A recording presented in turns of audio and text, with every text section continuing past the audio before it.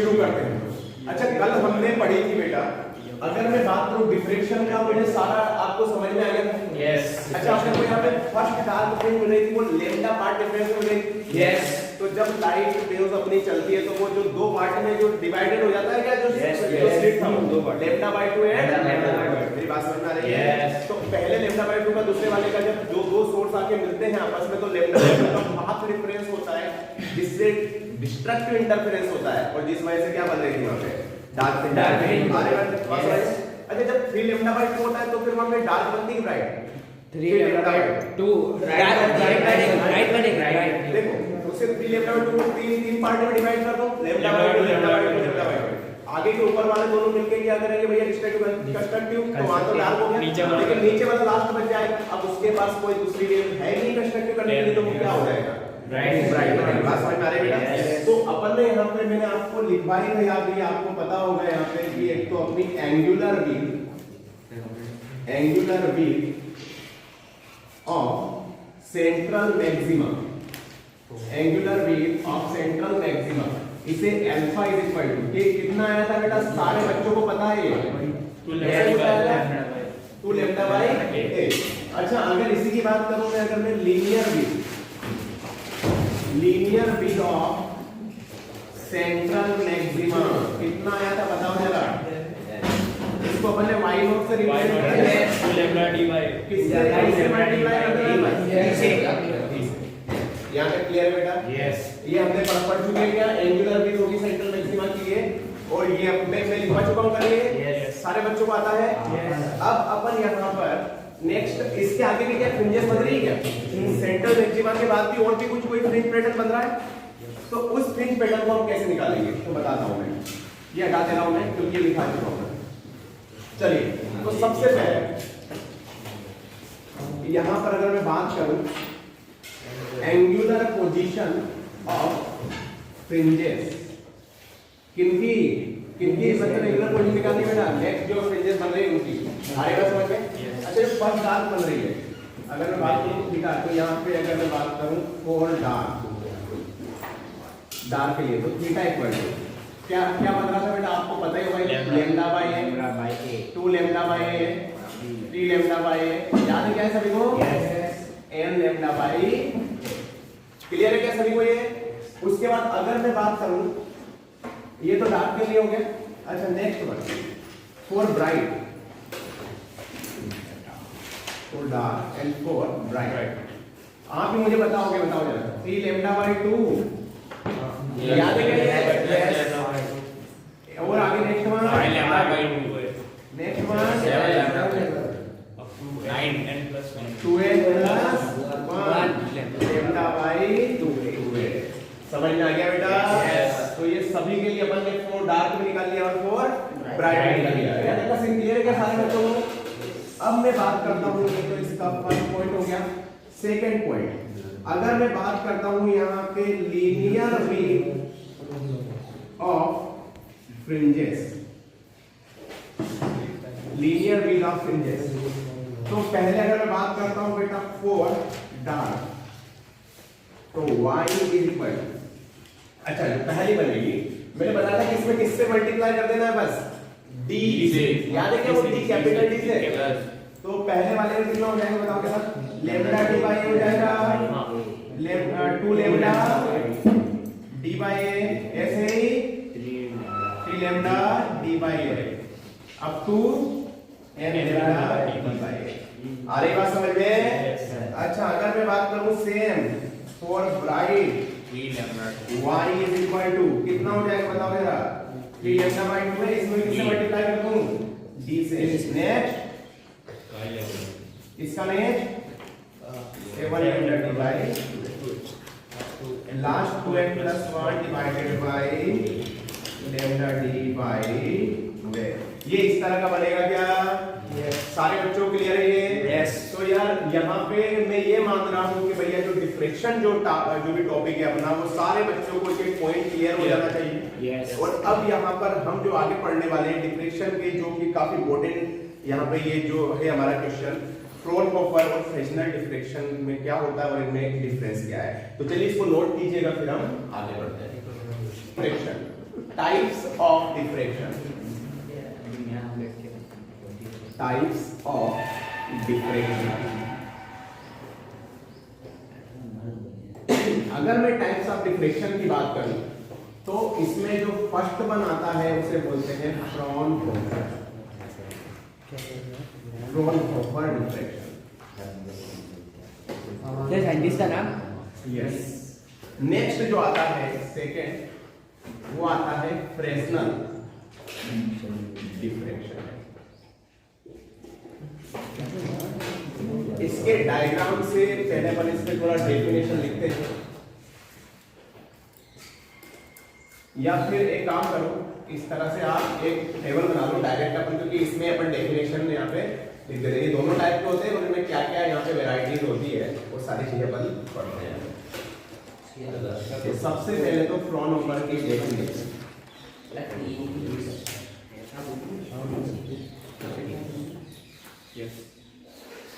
लिखिएगा पहले definition. Fraunhofer, ऐसे टेबल बना लो, एक साइड फ्रॉनहोफर लिख देना, एक साइड फ्रेस्नल लिख देना। तो लिखिएगा बेटा फ्रॉनहोफर,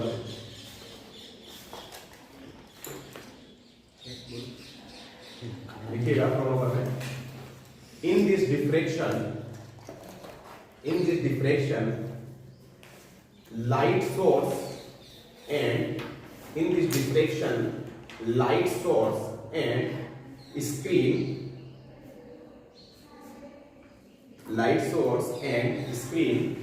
are at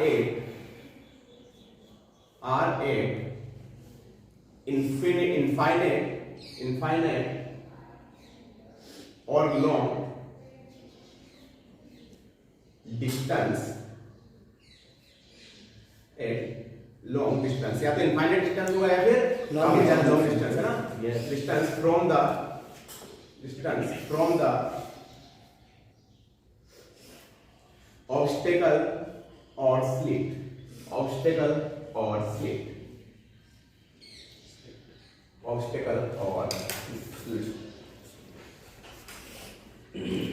यहाँ तक का सीन क्लियर है बेटा? Yes.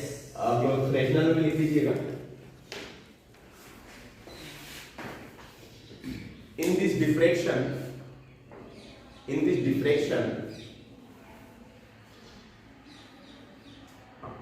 light source and screen are at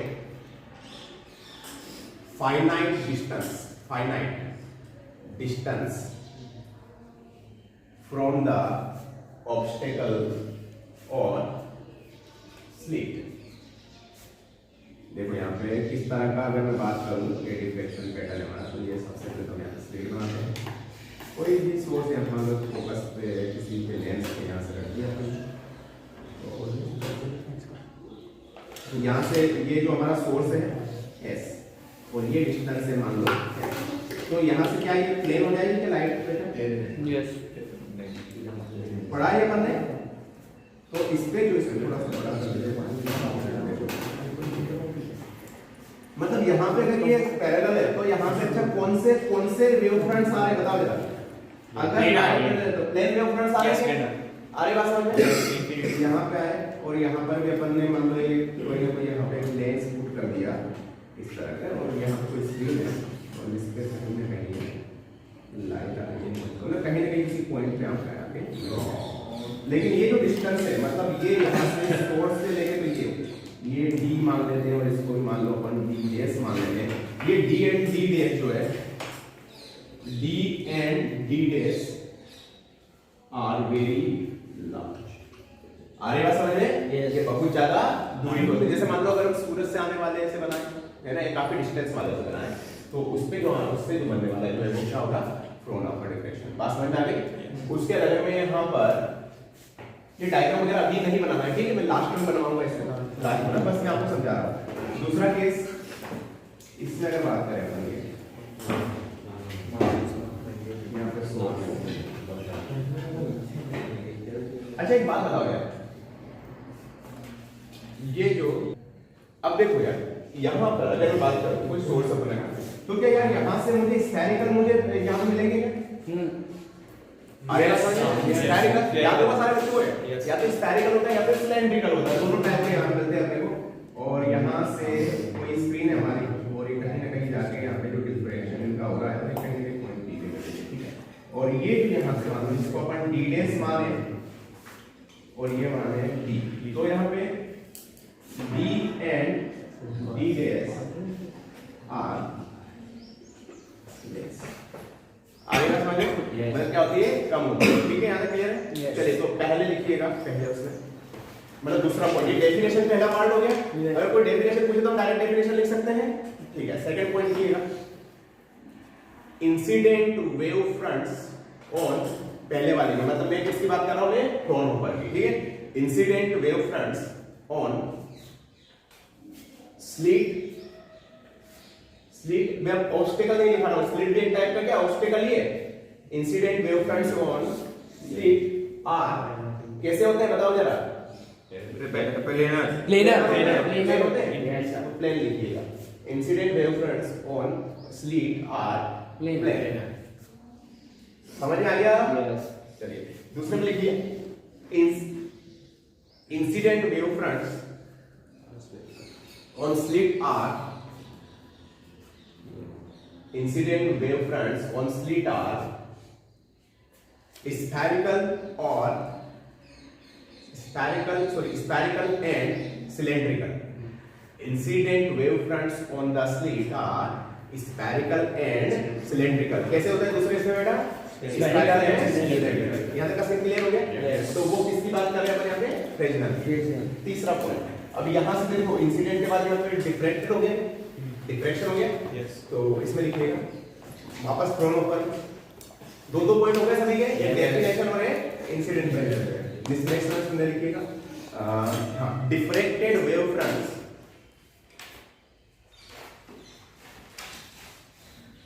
diffracted wave fronts by slit are plane. यहां पे भैया डिफ्रेक्टेड वाले भी कैसे होते हैं? प्लेन ही होते हैं, इससे डिफ्रेक्शन हुआ वो वाले भी कैसे होंगे? प्लेन ही होंगे। तो आगे लिखिएगा यहाँ पे नेक्स्ट सेकंड वाले में Fresnel, diffracted wave fronts are, sorry diffracted wave fronts from slit are, diffracted wave fronts from slit are कैसे होते हैं भैया? यहाँ पे भी स्फेरिकल एंड सिलेंड्रिकल। बात समझ में आ गई बेटा? चलिए बहुत बढ़िया।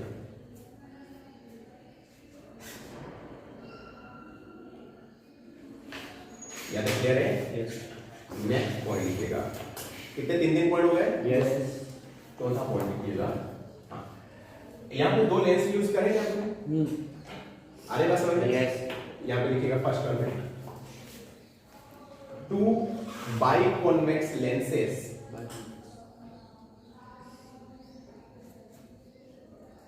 required for the Fraunhofer diffraction। कितने बाइकॉन्वेक्स लेंसेस की जरूरत पड़ती है अपने को? टू बाइकॉन्वेक्स लेंसेस, एक ये और एक ये वाला। इसको अपन नंबरिंग भी देते हैं, ये lens 1 and this one is lens 2। यहाँ तक क्लियर है? Two biconvex lenses are required for Fraunhofer diffraction। अब क्या इसमें कोई लेंस लगा हुआ है? तो क्या लिखोगे? No axis lens required for the Fresnel diffraction. No any lens required for the Fresnel diffraction। No lens required for the Fresnel diffraction। ठीक है बेटा, अगला लिखिएगा। इधर का सीन क्लियर है बेटा? यस। कितने पॉइंट्स हो गए अपने? चार हो गए, ठीक है। देखिए अब देखो ये अपन जो लेंस वगैरह तो इनकी फोकल लाइन वगैरह सब कुछ, और इसमें क्या प्लेन वेव फ्रंट्स बन रहे हैं। यस। प्लेन वेव फ्रंट्स को जज करना थोड़ा आसान होता है as compared to the cylindrical, ये थोड़ा सा टफ हो जाता है सिलेंड्रिकल और स्फेरिकल। भैया वेव फ्रंट्स है तो उनको थोड़ा सा मतलब समझना थोड़ा सा टफ होता है, और प्लेन वेव फ्रंट तो क्या है? इजी होता है, सबसे इजी जो स्ट्रक्चर है वो क्या है? प्लेन है। आगे बात समझ में? तो आगे लिखिएगा इसमें नेक्स्ट क्वेश्चन पॉइंट नंबर 5 लिखिएगा, mathematical calculation is easy in Fraunhofer diffraction because of, इसके कारण क्या बोला था अभी मैंने? Plane wave front. Plane wave front, because of plane wave fronts. Very good, because of plane wave fronts. Fresnel में mathematical calculation is complicated. कैसा है होता है बेटा इसमें? बिकॉज कॉन्सेप्ट यहाँ पे बनते हैं सिलेंड्रिकल एंड स्फेरिकल।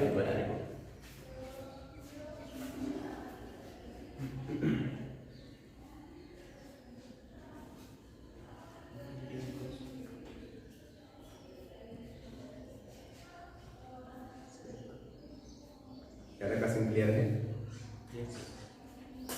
कितने पॉइंट हो गए बेटा? 5। छठा पॉइंट लिखिए।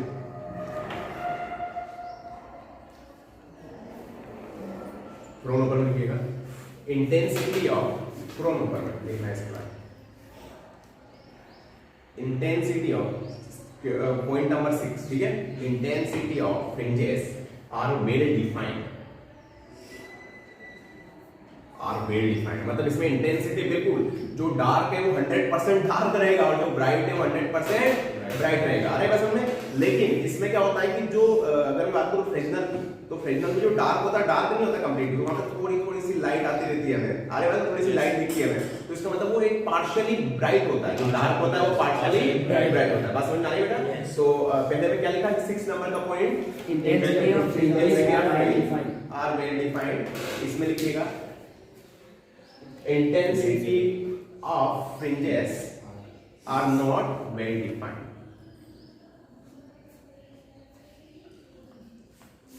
यहां तक का सीन क्लियर है?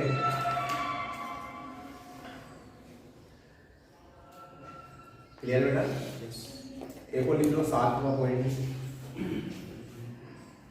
7वां पॉइंट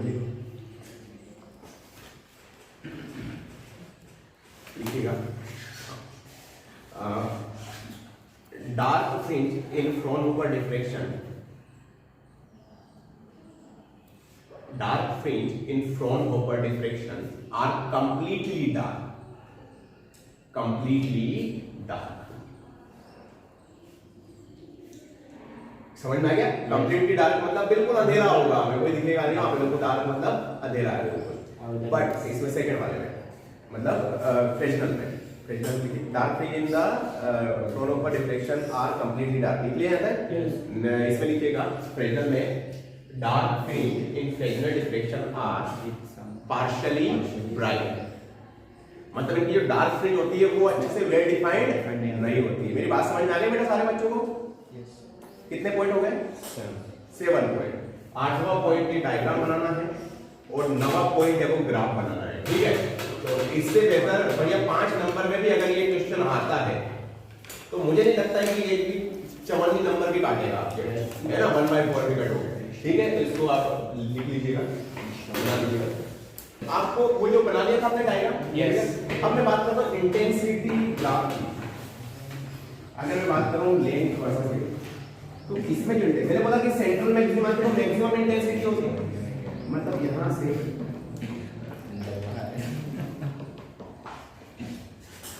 इस तरह का पैटर्न होगा।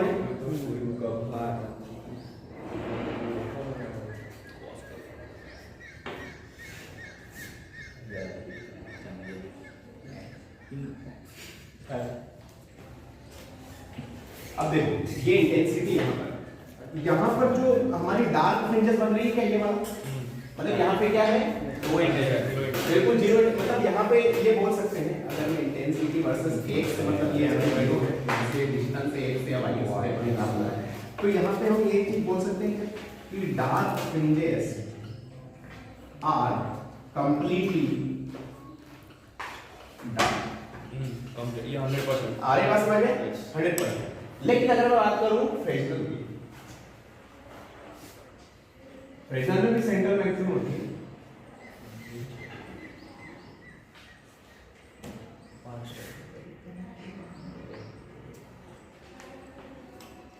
अब देखो यहाँ पे फ्रेस्नेल में भी डार्क फ्रिंजेस तो बन रही है, लेकिन ये कंप्लीटली डार्क बन रही है नो, थोड़ा सा ऊपर उठ के नहीं है, मतलब इनकी थोड़ी थोड़ी ब्राइटनेस है क्या? अगर ये वाली डार्क फ्रिंज है यहाँ पे क्या थोड़ी थोड़ी इंटेंसिटी है क्या इसके पास? तो थोड़ी थोड़ी इंटेंसिटी, इसका मतलब ये क्या है? पार्शियली ब्राइट है क्या? तो मैं यहाँ पे क्या लिखूंगा बेटा, बताओ जरा? Dark fringes are partially bright. कैसी होती है? ब्राइट, ब्राइट होती है। Is that clear? Yes. कोई प्रॉब्लम किसी बच्चे को? क्लियर बेटा है? चलिए बहुत बढ़िया, तो इनको नोट कीजिएगा फिर हम आगे बढ़ते हैं। चलो चलो बेटा आगे बढ़े। Yes. प्लीज इधर देखिएगा। चलिए तो अब यहाँ पर आपने डिफ्रेक्शन समझ में आ गया बेटा? Yes. Yes. तो अब यहाँ पे मैं थोड़ा सा रिवर्स जाता हूँ वेव ऑप्टिक्स में, ठीक है? और हम कुछ चीजों को यहाँ पे पूरा एक साइड में वेव ऑप्टिक्स का आपको यहाँ पे बताऊंगा और एक side upon dual nature of nature, इनका पूरा अपन रिवाइज करते हैं। छोटी छोटी चीजें मैं बेसिक चीजों से आपको बता रहा हूँ। चलो सबसे पहले अपन ये वेव ऑप्टिक्स में यस वेव नाम सुना था? Yes. लाइट एक वेव नेचर की फॉलो करती है, मतलब यहाँ पे रिप्रेजेंट करती है। क्या तक से क्लियर? Yes.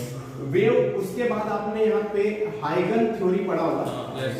हाइगन्स प्रिंसिपल, जो वेवलेट्स बनती है ना, याद है आपको? सेकंड वेवलेट्स बनती है, क्लियर है ये सारी चीजें? और जो यहाँ पर जो वेवफ्रंट्स पर प्रेजेंट सारे particle as a source work करते हैं, इसीलिए भी चाहे एक बल्ब जल रहा हो यहाँ पे कमरे में, पूरा कमरा रोशन होता है उससे। पढ़ाया था कि एक चीज पढ़ी थी मैंने।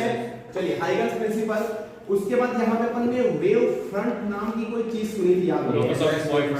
आएगा समझ में?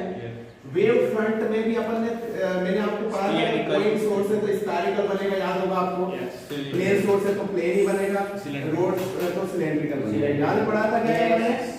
उसके बाद वेव फ्रंट्स में अपन ने रिफ्लेक्शन रिफ्रैक्शन भी पढ़ चुके हैं क्या अपन इसका? Yes. पढ़ चुके हैं? Yes. अब तक पढ़े हैं अपन ने? रिफ्लेक्शन रिफ्रैक्शन मैंने कराया था आपको, ट्रायंगल प्रूफ कर दिया। क्लियर बेटा? उसके बाद रिफ्लेक्शन रिफ्रैक्शन में इसके बाद आपने इंटरफेरेंस पढ़ा होगा, याद होगा? इंटरफेरेंस में आपने दो तरह के interference constructive and destructive detail में पढ़ा है अपन ने। Yes.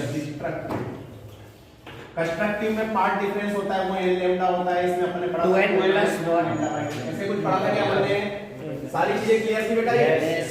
इसके बाद मैंने आपको कंस्ट्रक्टिव अलग लिखाया था, डिस्ट्रक्टिव अलग लिखाया था, उसमें फेज डिफरेंस क्या होता है, पार्ट डिफरेंस क्या होता है, सारी चीजें पढ़ी है।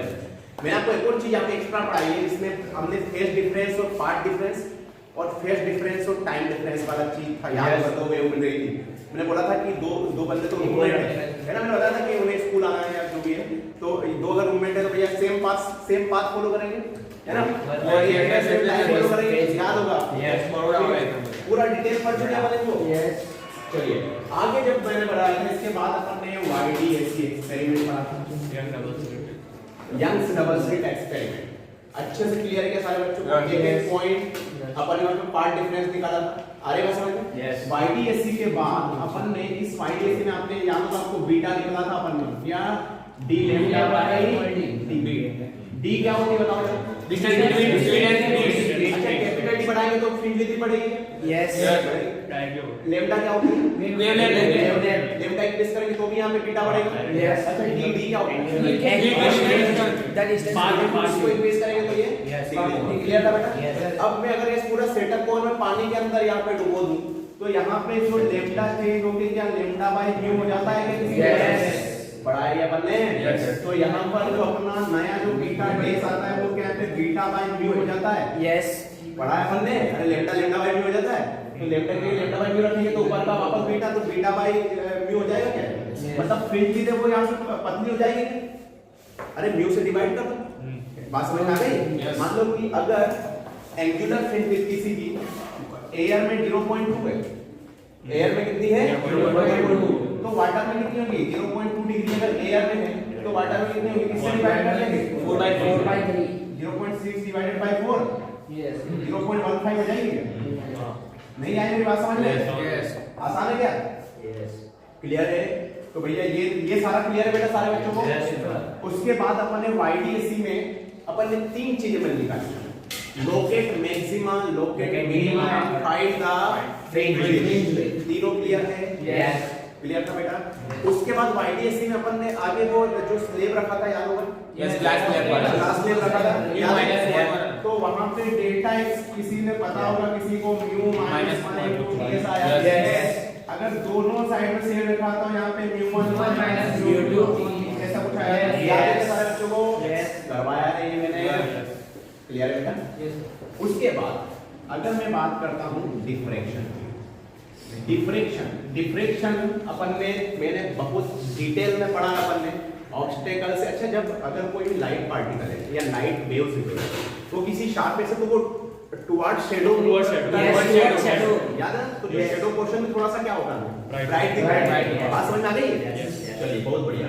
इसके बाद अपन ने सिंगल से डिफ्रैक्शन किया, इसमें भी कहां पर डार्क फ्रिंज बनती है, कहां पे ब्राइट बनती है, उनकी एंगुलर पोजीशन क्या होती है, उनकी लीनियर पोजीशन क्या होती है, सब कुछ निकालेंगे। आसान है। अगर यहाँ पर बताओ पार्ट डिफरेंस लेम्डा होगा तो क्या बनेगी, डार्क बनेगी। क्यों? लेम्डा कितने पार्ट में डिवाइड होगी? 2 पार्ट में। क्लियर है? दोनों मिलकर लेम्डा बाय 2 का पार्ट डिफरेंस। यस। उसके बाद अगर मैंने बोला 3 लेम्डा बाय 2 ब्राइट बनेगी। क्यों ब्राइट बनेगी? 3 पार्ट में डिवाइड होगा। आगे देखो लेम्डा बाय 2 और एक रहेगा तो ब्राइटनेस के साथ इंटरफेरेंस है। क्लियर है क्या है?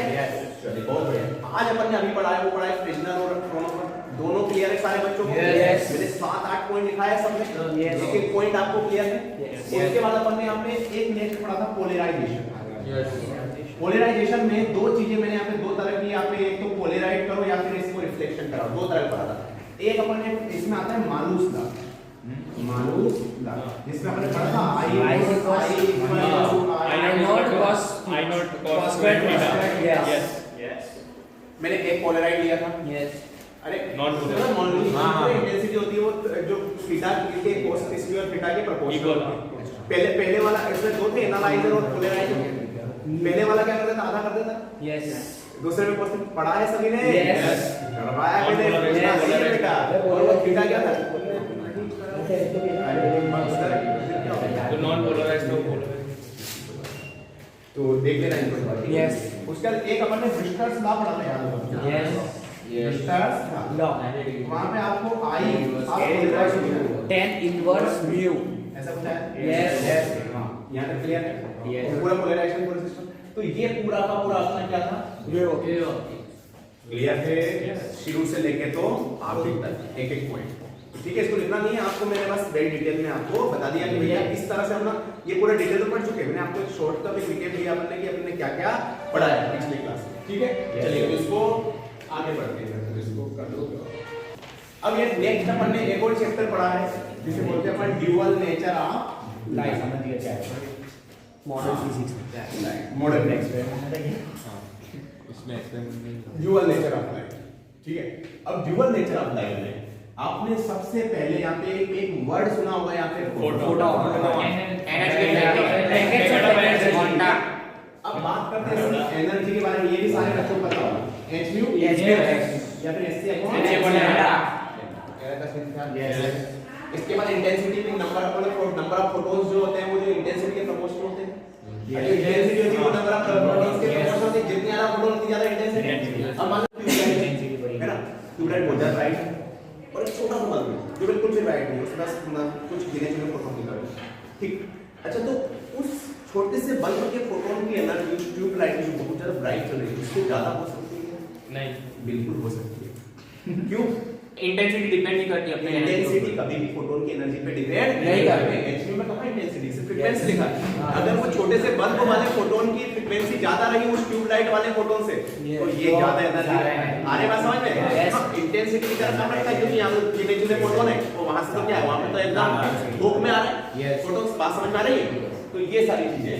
अब यहाँ से फोटोन एनर्जी के बाद इसकी इंटेंसिटी, उसके बाद मैंने आपको यहाँ पे एक और इस फोटोन एनर्जी के बारे में मोमेंटम टर्म आया था अपना यहाँ। यस, कुछ E/c करके याद होगा? Yes, E/c। यहाँ पे हमने 2 तरह के, हमने यहाँ पे एक और टर्म आया, इसके बाद फोर्स, याद था क्या? फोर्स 3 तरह के फोर्स निकाले थे हमने। यस, एक तो प्योर एब्जॉर्बर, याद है सबको? क्या है? E/c। यस, उसके बाद एक आया था अपना प्योर रिफ्लेक्टर, 2E/c। अच्छा, 2 टाइम किया था, याद होगा आपको? बहुत बढ़िया। और अगर एक थीटा वाला कॉन्सेप्ट था जिसमें यहाँ पे पार्शियल मतलब हो रही थी सारी चीजें, थीटा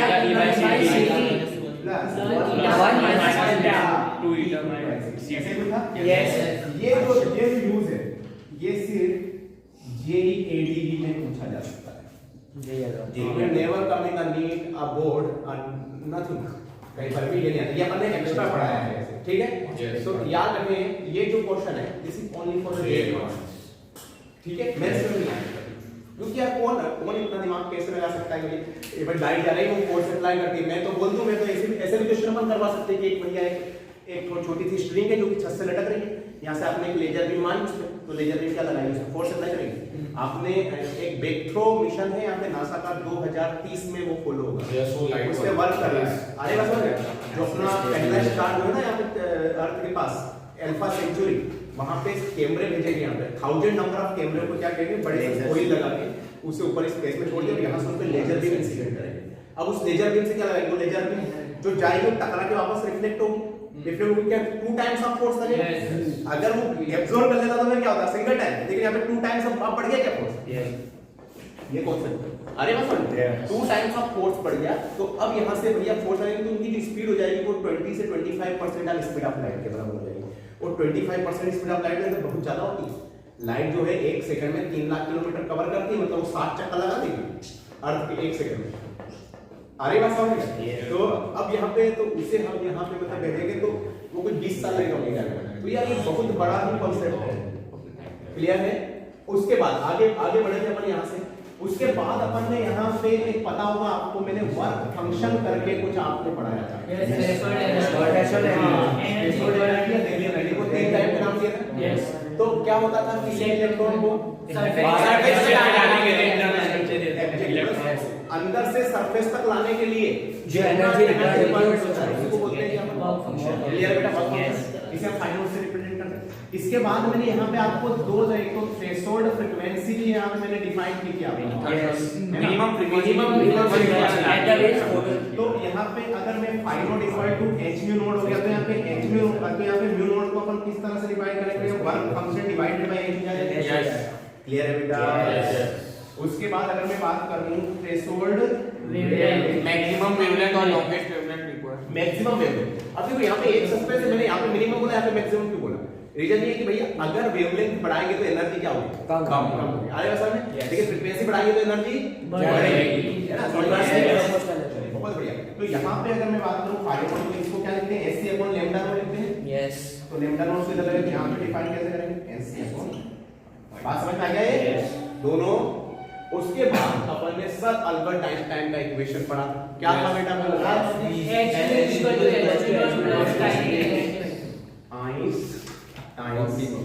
इक्वेशन जो थी h mu equal to h mu not plus kinetic energy. इसको मैं एक और लिख रहा हूं, h mu equal to h mu not plus ev not. Yes, याद है स्टॉपिंग कैसे, तो एक और इक्वेशन लिख देते हैं, sc upon lambda is equal to h by lambda not plus ev not. अरे बात समझ में। यस। अच्छा मैंने यहाँ पे sc की बात करूं, सॉरी h mu की बात करूं, यहाँ पे जो एनर्जी की बात करूं, मैंने एक शॉर्ट तरीका बताया था आपको 12400।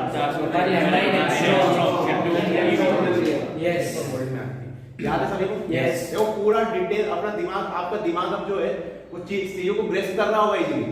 ये एक शानदार तरीका है चीजों को मेमोराइज करने का। याद है क्लियर है। यस। अब यहाँ पे जो आइंस्टाइन इक्वेशन में ये पढ़ा था, तो ये क्या आपने incident energy, yes, h not function और kmax काइनेटिक एनर्जी। अरे बस यस, क्लियर था। अच्छा ये h नॉट जो है work function, it is depend upon the material light से कोई लेना देना नहीं। भैया जो मटेरियल है जिसकी आयनाइजेशन एनर्जी कम होगी वो इजीली इलेक्ट्रॉन दे देगा, जिसकी ज्यादा होगी वो थोड़ा सा भाव खाएगा। अरे बस समझ गए, सीधी सी बात है। तो यहाँ पर एक्चुअली याद रखो आपने एक वर्ड आया था ईवी नोड। वी नोड यहाँ पे क्या स्टॉपिंग पोटेंशियल। अरे बस समझ, मैंने आपको पंगे वाला सीन बताया था, याद होगा आपको। 10 लोग आ रहे हैं, भारी बात, ठीक है। तो मतलब आपने मैक्सिमम काइनेटिक एनर्जी वाले इलेक्ट्रॉन को रोक लिया, मतलब क्या होता है कि ये इस पोटेंशियल मतलब रिवर्स और opposite potential which can stop the electron of maximum kinetic energy. अरे बस समझ में, ये बोला अपन। अब यहाँ पे जो ये ईवी नोड है अपोजिट डायरेक्शन का, वो पोटेंशियल जो कि क्या सब मैक्सिमम काइनेटिक एनर्जी पे रोक रहे हैं, उसी को बोलते हैं। तो यहाँ पे इसी को अपन ईवी नोड को kmax के बराबर किए थे।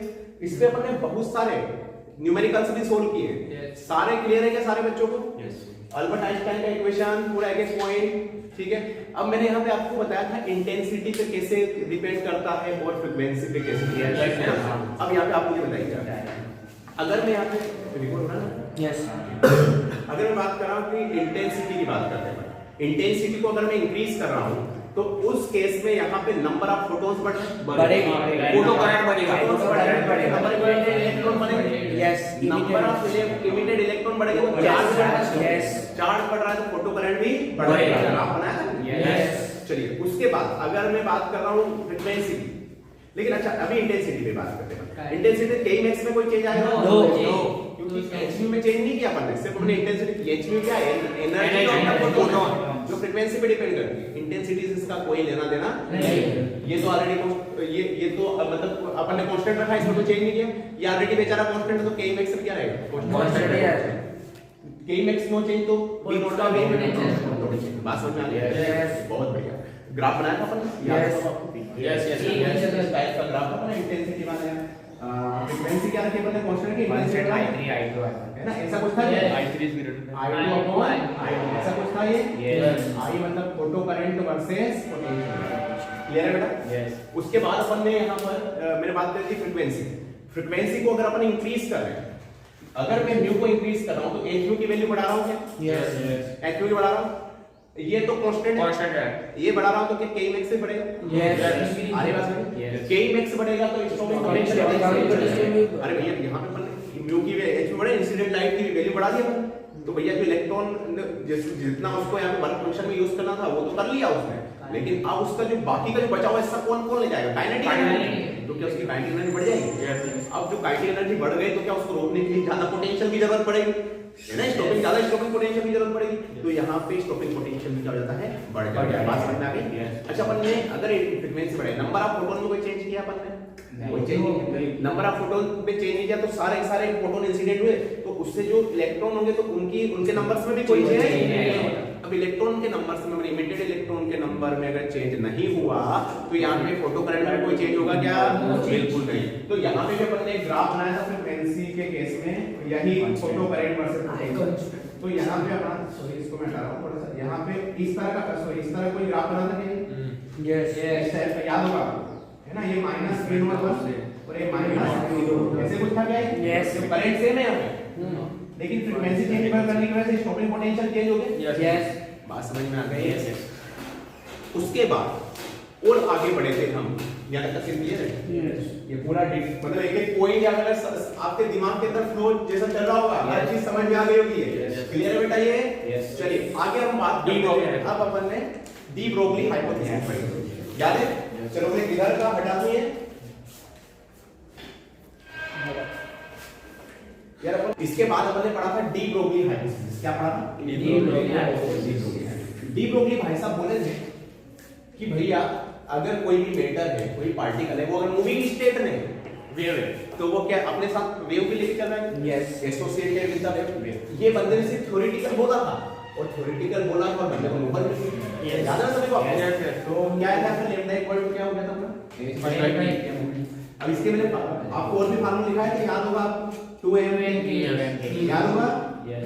और ये under root 2m q sorry qv है ना, चार्ज इनटू पोटेंशियल ऐसे भी पढ़ा है।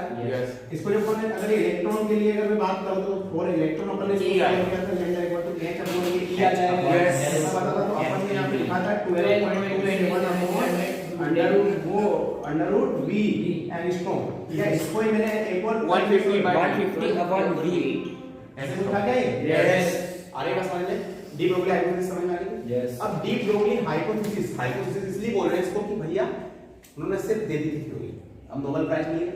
अब उनको नोबेल प्राइज कब मिला? कि उनका जो हेल्प किया वो दो लोगों ने किया, डेविसन है ना। डेविसन एंड जर्मन ने क्या बोला कि हाँ भैया आप डी ब्रोगली प्राइज बोले, लेकिन आप बिल्कुल सही बोल रहे हो, हम तो करके देखा ये चीज, है ना। अब उन लोगों ने क्या किया था, मैंने बताया था आपको, एक एक्सपेरिमेंट किया था जिसमें एक साइड फिलामेंट किया था। वापस से अपन रिवर्स देखो, फिलामेंट के ऊपर बेरियम ऑक्साइड किया। क्यों बेरियम ऑक्साइड? लो आयनाइजेशन। वहां से जैसे फिलामेंट पर 6 वोल्ट या 12 वोल्ट की बैटरी जैसे लो ALT बोलते थे, उससे गर्म किया तो इलेक्ट्रॉन यहां से बेरियम ऑक्साइड छोड़े, सभी डायरेक्शन में फैल गया। लेकिन सभी डायरेक्शन में फैल गया तो फिर अपन ने एक सिलेंडर हाई टेंशन HT करके हाई टेंशन जो मतलब करीब मैंने बताया था आपको 44 वोल्ट से तो लेके 68 वोल्ट अब वो सारे इलेक्ट्रॉन को क्या करा, मैं मेला लगा वो तो इलेक्ट्रॉन सारे सारे अट्रैक्ट हो गए क्या? अब सारे उधर अट्रैक्ट हो गए तो वहां पे उसके अंदर एक तो क्या उनकी, अगर मान लो अट्रैक्ट का मतलब क्या, तो उसने फोर्स लगाया, कौन सा फोर्स? Electrostatic force. अगर फोर्स लग रहा है तो एक्सेलरेशन भी होगा। उसका दो काम, एक तो एक्सेलरेट करना और उसके अंदर एक फाइन होल होता है। इलेक्ट्रॉन उस फाइन होल में चले गए तो वहां से क्या बन गया? Electron beam. उसके साइड में रखा था एक निकल का क्रिस्टल, टकरा उसके बाद लगी थी एक सर्कुलर स्प्रिंग। देखा और हमने देखा कि अलग अलग पॉइंट पे हमें अलग अलग इलेक्ट्रॉन की उसका मैंने एक और चीज बताई थी कि मैं सारे इलेक्ट्रॉन को रोक के सिर्फ एक ही इलेक्ट्रॉन को भी करूं तो भी मुझे बहुत सारे इंटेंसिटी। तो मैंने बोला कि पार्टिकल से particle, this is the collection of wave. आ रही बात समझ में? तो हमने यहाँ पे देखा कि भैया बहुत सारी इंटेंसिटी मिल रही है, बात समझ में आ गई। अब यहाँ पे उससे अच्छा इंटेंसिटी जज करेंगे, नीचे एक गैल्वेनोमीटर भी लगाया था। मैंने बताया था deflection of galvanometer will be the proportional to the intensity of the electron. Intensity of electron से मेरा कहने का मतलब है नंबर ऑफ इलेक्ट्रॉन्स। अब मैंने आपको दो स्पेसिफिक में जो आपको बताई थी, एक तो 54 वोल्ट का नेचुरल इंटेंसिटी मिलती है किस एंगल पर? 50 डिग्री पर, ठीक है? यस। अब वहां से अपन चले, अब वहां पे ब्रेक भाई साहब घुस गए नीचे। ब्रेक भाई साहब ने क्या बोला कि अगर हम क्रिस्टल लेयर पे कोई भी अगर वेव ऐसे रिफ्लेक्ट करें तो वहां पे पार्टिकल्स क्रिएट हुआ था 2D sin थीटा। वो एंगल याद रखिए, angle between incident wave and the layer. Yes, बताया ना यार? क्लियर है क्या ये? और D is the separation between two layers, जो कंसेक्यूटिव दो लेयर होती है उसके बीच का सेपरेशन बढ़ाता है अपन ने। वहां से 2D sin थीटा को 8 लैम्डा, वहां से अपन ने देखा D की वैल्यू होती है 0.91 एंगस्ट्रॉम कुछ होती थी। थीटा जो होता था वो अपन ने निकाला था 65 डिग्री कुछ निकाला था, वो 550 करके 50 को 2 पार्ट में डिवाइड कर दिया, है ना? तो वहां से अपना आया था जो एंगस्ट्रॉम में जो वेवलेंथ आई थी वो आई थी 1.65। उसको और आगे देखा अपन ने, ब्रेग इक्वेशन से ले लिया, उसको देखा था अपन ने इसके फिर जो पोटेंशियल को लगा के जो ये वाला क्वेश्चन फॉर्मूला है इसका, ये यहां से भी 1.67 एंगस्ट्रॉम, यस, मतलब ये बिल्कुल 100% सही है। इसमें दो न्यूमेरिकल भी किए थे अपन। क्लियर बेटा? यस। तो सारी चीजें क्लियर है। यस। मतलब वेव ऑप्टिक्स में फोटोन से शुरू करके तो यहाँ पर ब्रेग इक्वेशन और अपना डेविसन एंड जर्मनी का एक्सपेरिमेंट तक पूरा एक पॉइंट क्लियर है। तो ये थे आपके दोनों चैप्टर्स। आई थिंक सो कि सारे आपको अच्छे से क्लियर हो गए होंगे। यस सर, बहुत बढ़िया।